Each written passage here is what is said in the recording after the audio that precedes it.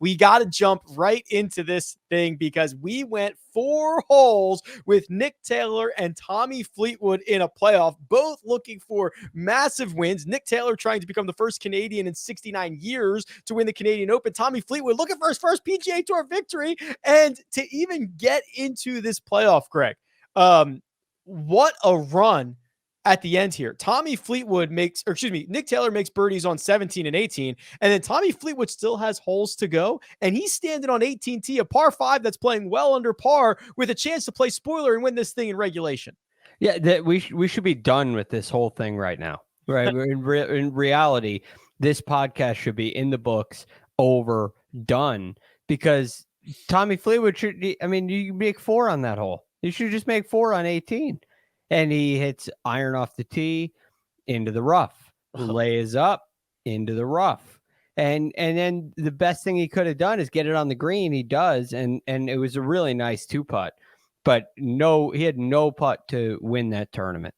And look, to say you should make 4 there is probably a little bit extreme.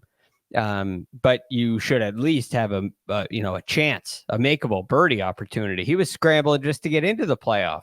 It was the easiest hole on the golf course on Sunday, so it's not completely unrealistic. You should at least have a look at a birdie putt. He did not. So we go to a playoff and it's 18, 18, 9 back to 18. What part of you? It was kind of bizarre actually before we get to that playoff, because Nick Taylor, he makes a nice little putt on 18 himself to get into this playoff, and he gives us the fist pump. The crowd's going nuts, and then he's got to play the sit and wait game.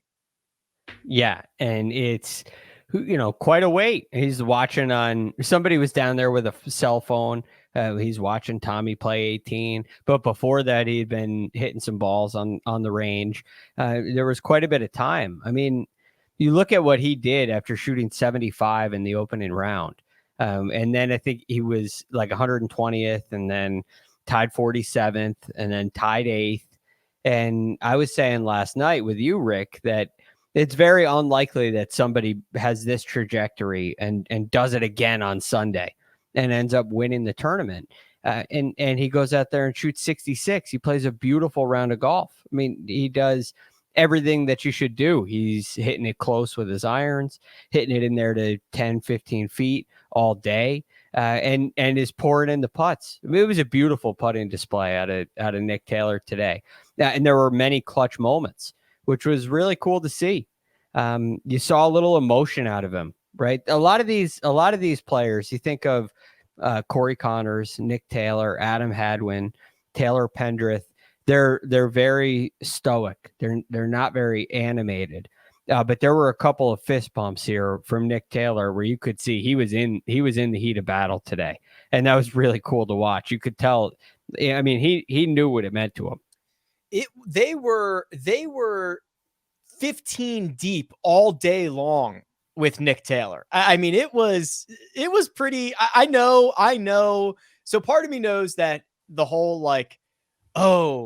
we love golf and we have to have a Canadian. I feel like that's a little overblown. I'll admit, I think it's a little overblown. However, you wouldn't know that by the galleries, so maybe it's not overblown. Well, this is the one event where you're going to see that for any of them who are in the mix, right? They wanted this title. This was a major championship in Canada today, right? It's their national open. And they feel like they've been starved, but over the past couple of years, they've started to get teased a little bit. Right? You started to have some really good players in the mix other than just Mike Weir. I mean, Jim Nantz was talking about it on the broadcast today. There were many years where there wasn't really, other than Mike Weir, there wasn't really a Canadian contender. And now you have, 5 or 6 of them? You've had 3 winners this year on tour already. I mean, not that they were all in contention this week, but Corey Connors, Adam Hadwin, Adam Svensson, Mackenzie Hughes. And then you even have guys like Roger Sloan, who are very capable of winning PGA Tour events. So it's gotten a lot deeper in Canadian golf. They've made a big push to improve with what is it, Golf Canada. they've really put a lot of effort into creating and developing their talent, and finally it shows through. The first playoff hole was number 18. They both make birdie. Second playoff hole, number 18, they both make par. Third playoff hole, number 9, that's a par 3. They both have pretty decent looks at it, make par. The fourth playoff hole, back to 18. Tommy Fleetwood is probably, I don't know, 15, 18 feet away from birdie, kind of a similar line that he has had earlier in this playoff. And Nick Taylor is on the front of the green, Greg, 72 feet away. And I'm running through all the permutations. Okay, if he gets it up there, what if he leaves it 6 feet short? Now he's going to have 6 feet. Then Tommy can put the pressure on, yada, yada, yada. No permutations needed. Nick Taylor rolls in a 72-footer. Walk it off, Joe Carter, for the victory in Canada. And the place goes absolutely bonkers. Right in the middle, going up over a little ridge, right? And you're looking at it. I don't know if you were with me, Rick, but I'm thinking that's got to go a little bit. And then it climbed the hill. That climbed the hill nicely. That's got enough. And then it's a foot away. You can't believe. And then it's gone. And it's over. The thing's over. It had the feeling of a Kramer, Hickok, Harris, English 8-hole playoff at Travelers, where it's kind of, I don't want to say boring, but it's kind of boring. Nobody's really doing it. It's like who's going to avoid the big mistake, and then this happens, and so it goes from it's another playoff hole. Okay, Tommy's 15 feet. We got 3-putt potential from Nick Taylor. This kind of feels like a have. And then all of a sudden it's not, and it's over, and the place explodes. That was really cool. The finish, the rain falling, the Canadian fans going absolutely nuts. I mean, you've seen great finishes before on the PGA Tour. It happens all the time. But this one just felt a little more intense, a little more magical. It felt like there was a hero. It felt like the end of a movie, right? If Nick Taylor got carried off the green on a crowd, on top of a crowd, I wouldn't be surprised. It had that kind of feel, and that's not always the case in golf. Well, Adam Hadwin almost got carried off the green. We'll see.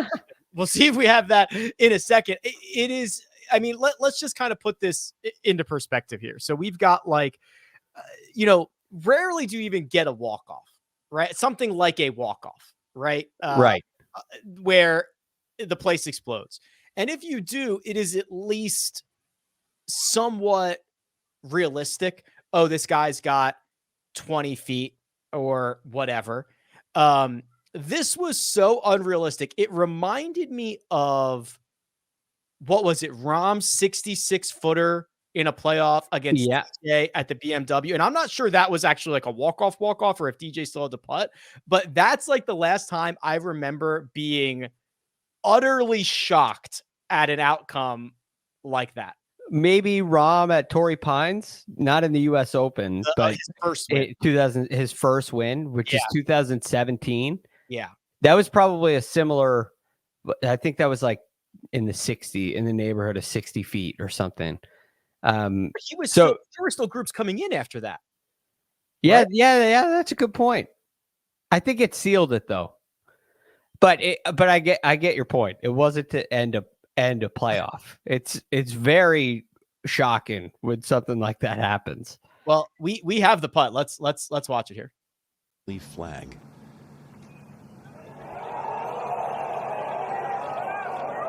Good pace. Are you serious? Oh my goodness! Glorious and free.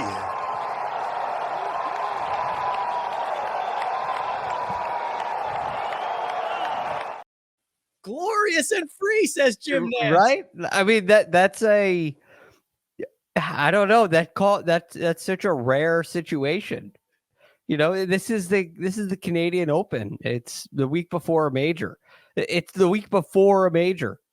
And you have just had a week filled with the biggest off the golf course news that the game of golf has ever seen. And all of a sudden you have this like miraculous finish to a tournament where there's a hero. That it's very rare. It's very rare. That was historic. Bedlam, so much so that everybody who was greenside started to celebrate, started to run onto the green, and it makes security's job very difficult to decide who should be there and who shouldn't be there. And Adam Hadwin, our Desert Fox, got caught up in the mix a little bit here. Play it, Josh.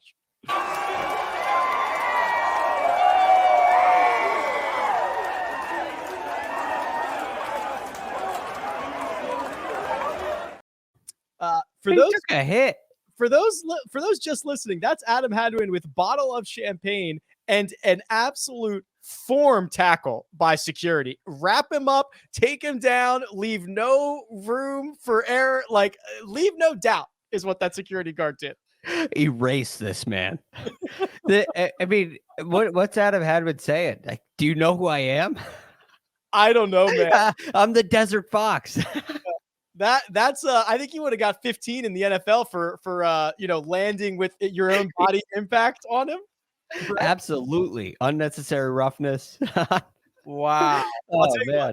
I'll tell you what. So seriously though, it was, so what happened, what ended up happening at Oak Hill is for the last couple of holes, the ropes like did not matter and everyone just started like piling in, and security had the job of like trying to figure out who's supposed to be in and who's supposed to be out. And it was insanity. And this guy's just, I don't know why he thought like I don't know, but like he just said, I'm not going to get screwed on this one. I'm going to cover my butt and take him down.